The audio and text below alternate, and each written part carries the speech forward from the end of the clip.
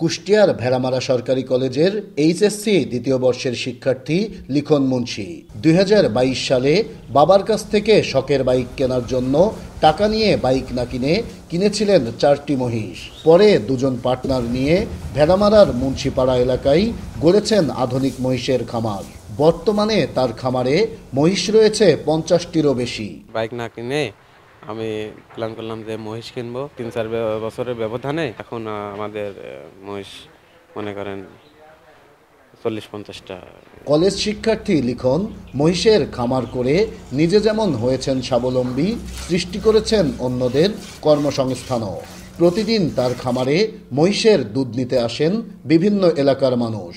বেকার ছেলেপেলে কাজ করতে হবে, আমারও উন্নত হবে, ছেলেপেলেও কাজ করতে হবে।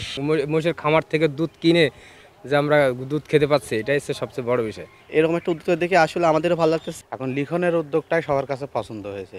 যে বয়সে ছেলেরা বন্ধুদের সঙ্গে আড্ডা দিয়ে সময় কাটায়, সে বয়সে লিখনের এমন স্বাবলম্বী হওয়ার প্রচেষ্টা ও সফলতায় খুশি বাবা মিজানুর রহমান।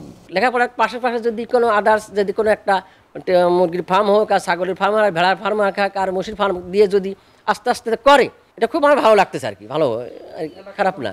সফল উদ্যোক্তা লিখনকে সব ধরনের সহযোগিতার মাধ্যমে পাশে থাকার আশ্বাস দিয়েছে উপজেলা প্রাণী সম্পদ অধিদপ্তর। অবশ্যই সে নতুন উদ্যোক্তা, আমরা অবশ্যই প্রাণী সম্পদ বিভাগ আমার পাশে আছে। সে আমাদের সঙ্গে যোগাযোগ করলে অবশ্যই আমরা আমাদের যথাসাধ্য হেল্প করবো, এটাই স্বাভাবিক। যেগুলো তার খামারটা অনেক বড়, আমার তার প্রতি অনুরোধ হচ্ছে সেই জন্য খামারটাকে সরকারি রেজিস্ট্রেশনের আওতায় নিয়ে আসা।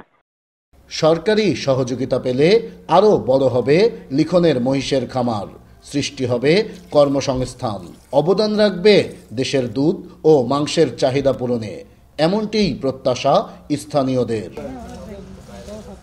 নাহিদ হাসান তিতাস, দেশ টিভি, কুষ্টিয়া।